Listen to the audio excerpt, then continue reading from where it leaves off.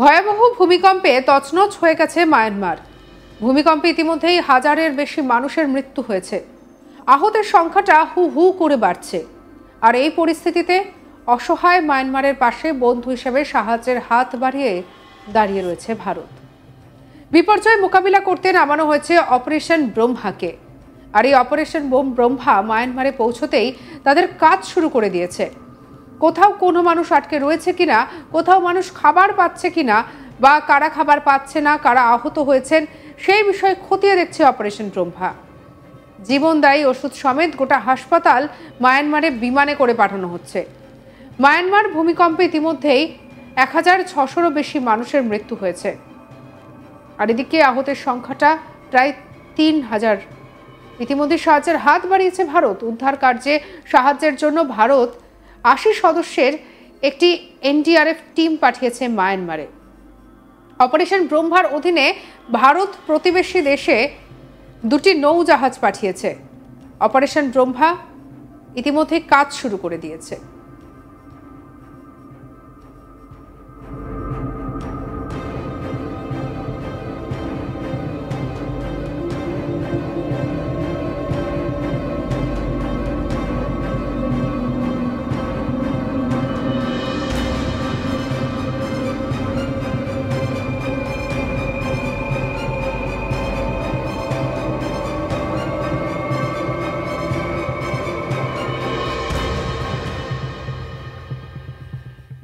Operation Brahma কি সেই বিষয়ে এবারে আপনাদেরকে জানাবো। অপারেশন ব্রহ্মা হলো ভারতের বিপর্যয় মোকাবিলা করার একটি গুরুত্বপূর্ণ টিম, যারা ভূমিকম্প বা বিপর্যয় ঘটে যাওয়া এলাকায় গিয়ে অপারেশন চালায়, যাদের সঙ্গে সবসময় উদ্ধার করার মতো নানান সরঞ্জাম থাকে। ক্ষতিগ্রস্ত এলাকায় প্রয়োজনীয় ত্রাণ সামগ্রী প্রেরণ করতেও দক্ষ তারা। সৃষ্টিকর্তা ব্রহ্মার নামানুসারে এই টিমের নাম ব্রহ্মা রাখা হয়েছে। মায়ানমারের এই ঘটনায় অপারেশন ব্রহ্মার অংশ হিসেবে প্যারাফিল্ড অ্যাম্বুলেন্সও আকাশপথে পাঠানো হয়েছে। ভূমিকম্পে বিধ্বস্ত মায়ানমারের সাহায্যের হাত বাড়িয়ে দিয়েছে ভারত। ভারতীয় বায়ুসেনার C-130J বিমান ১৫ টন ত্রাণ সামগ্রী পাঠানো হয়েছে বলেই জানানো হয়েছে বিদেশ মন্ত্রীর তরফে। এই ত্রাণ সামগ্রীর মধ্যে রয়েছে সোলার ল্যাম্প, খাদ্য সামগ্রী, রান্নাঘরের সেট, তাঁবু, স্লিপিং ব্যাগ, কম্বল, রেডি টু ইট মিল, জল পরিশোধক, হেলথ কিট, জেনারেটর এবং অত্যাবশ্যক ওষুধ। ওষুধের মধ্যে রয়েছে paracetamol, antibiotic, cannula syringe, gloves, তুলো, ব্যান্ডেজ এবং ইউরিন ব্যাগ। ইতিমধ্যে অপারেশন শুরু করেছে ব্রহ্মা। ভূমিকম্পের পরেই ভারতের প্রধানমন্ত্রী নরেন্দ্র মোদী এক্সে পোস্ট করে উদ্বেগ প্রকাশ করেছেন। তিনি লেখেন, মায়ানমার এবং থাইল্যান্ডের ভূমিকম্পের ঘটনায় আমি গভীরভাবে উদ্বিগ্ন। সকলে নিরাপত্তা এবং সুস্থতা কামনা করি। ভারত সব রকম সহায়তা দিতে প্রস্তুত। এ বিষয়ে সংশ্লিষ্ট কর্তৃপক্ষকে প্রস্তুত থাকতে বলেছি এবং বিদেশ মন্ত্রককে মায়ানমার এবং থাইল্যান্ডের সরকারের সঙ্গে যোগাযোগ রাখতে নির্দেশ দিয়েছি।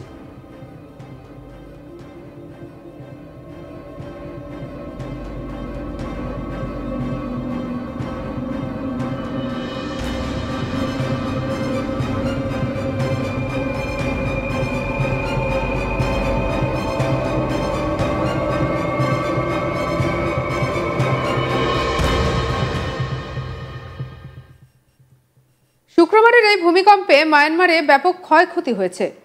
শুক্রবার শক্তিশালী এই ভূমিকম্প আঘাত হানে।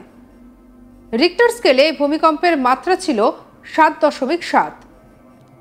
কয়েক মিনিট পরই ৬.৪ মাত্রার ভূমিকম্প আবার হয়, অর্থাৎ আফটার শক হয়। আর এর ফলেই দেশ জুড়ে ব্যাপক ক্ষয়ক্ষতি হয়েছে। শতাধিক বাড়ি ভেঙে পড়েছে, মাটির নিচে চাপা পড়েছে বহু মানুষজন। ধ্বংসস্তূপ সরাতে গিয়ে বেরিয়ে আসছে একটার পর একটা মৃতদেহ। ভূমিকম্পের কেন্দ্রস্থল ছিল দেশের দ্বিতীয় বৃহত্তম শহর ম্যান্ডেলে। সামরিক শাসক ইতিমধ্যে জানিয়েছেন এখনো পর্যন্ত ৬৯৪ জনের মৃত্যু হয়েছে এবং আহত হয়েছেন ৭৩২ জন।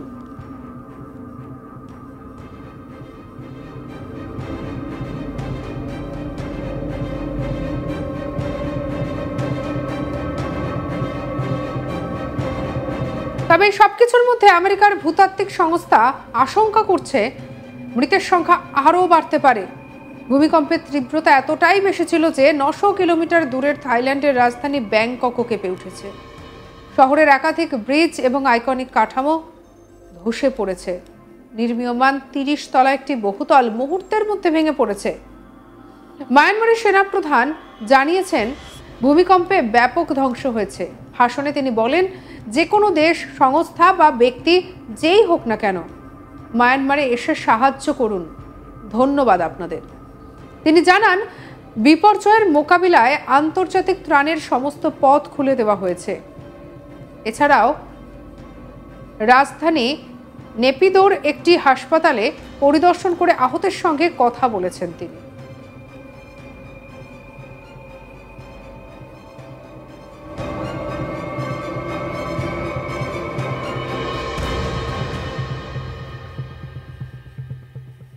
কয়েক ঘন্টা পরে ভারতীয় নৌবাহিনীর দুটি জাহাজ আইএনএস সাতপুরা এবং আইএনএস সাবিত্রী 40 টন মানবিক সাহায্য বহন করে ইয়াঙ্গুন বন্দরের উদ্দেশ্যে যাত্রা শুরু করে।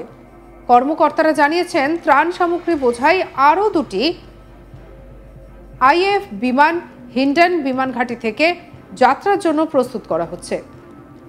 সরবরাহের পাশাপাশি ভারত মায়ানমারে ভূমিকম্প পরবর্তী অভিযানের জন্য উদ্ধার এবং চিকিৎসকদের দলও পাঠিয়েছে। বিদেশমন্ত্রী এস জয়শঙ্কর জানিয়েছেন, মায়ানমারের রাজধানী নেপিদোতে অনুসন্ধান এবং উদ্ধার অভিযান পরিচালনার জন্য 80 সদস্যের এনডিআরএফ এর একটি দল পাঠানো হয়েছে। এনডিআরএফ টিম অপারেশনের জন্য উন্নত কংক্রিট কাটার, ড্রিল মেশিন, হাতুড়ি এবং প্লাজমা কাটিং মেশিন নিয়ে এসেছে। টিমের সঙ্গে 4টি উদ্ধারকারী কুকুরও রয়েছে। Brigadier HS. মাভি বলেছেন, ত্রাণ সামগ্রী লোড করার কাজ চলছে এবং সন্ধ্যের পরে এটি উড়ে যাবে। আমরা আশা করছি এটি গভীর রাতে মায়ানমারে পৌঁছে যাবে। শুনবো কি বলেছিলেন তিনি। Field hospital which is going today. The process of getting loaded right now, and later in the evening it shall fly, and we expect it to reach late at night so that it can be effective tomorrow onwards. Second part, if there is a requirement for committing others, we've kept people on standby. Operation Brahma শুরু হওয়ার সঙ্গে সঙ্গে প্রধানমন্ত্রী নরেন্দ্র মোদী শনিবার মায়ানমারের সামরিক নেতৃত্বাধীন সরকারের প্রধান মিন অং লাইয়ের সঙ্গে কথা বলেছেন।